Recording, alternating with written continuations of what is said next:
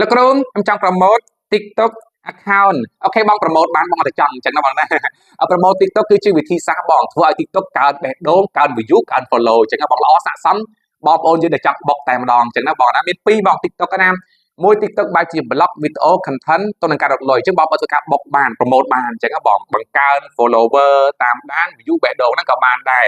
ទី2 TikTok បែបជាកម្មលក់ដូររកស៊ីអនឡាញចំពោះបងប្អូនយើងដែលចង់ឲ្យមានគេមើលឃើញច្រើនអញ្ចឹងណាបងបើផុសធម្មតាវាតិចអញ្ចឹងណាបងណាអត់សូវមាន view អត់សូវមានបេះដូងជាងយកធ្វើការ promote បុកបេះដូងគេហៅថាបុកគេថា view បងហ្នឹងណាបុក view បុកបេះដូង boost បានអញ្ចឹងណាបងតបនឹងឆាតពីខាងតាមសួរលោកគ្រូណាបងអូខេបានបងមាន2ទី1រៀនបងរៀន boost រៀនប្រម៉ូទខ្លួនឯងគ្រូបង្រៀនបានអញ្ចឹងណាបងតាមឆាត Telegram ទី2លោកគ្រូ boot ឲ្យអញ្ចឹងណាបងបើលោកគ្រូ boot ឲ្យគឺបានប៉ុន្តែអស់លុយរហូតអញ្ចឹងណាបងអញ្ចឹងឯងទៅអញ្ចឹងណាបងយកបនលោកគ្រូបើចង់ promote TikTok ចង់ boot TikTok ល្អលេខ1តែម្ដងបងរៀនបងអស់លុយសិក្សាតែម្ដងទេបងណាចេះខ្លួនឯងចង់ boot ពេលណាក៏បានចឹងណាបងបើសិនជានៅកណ្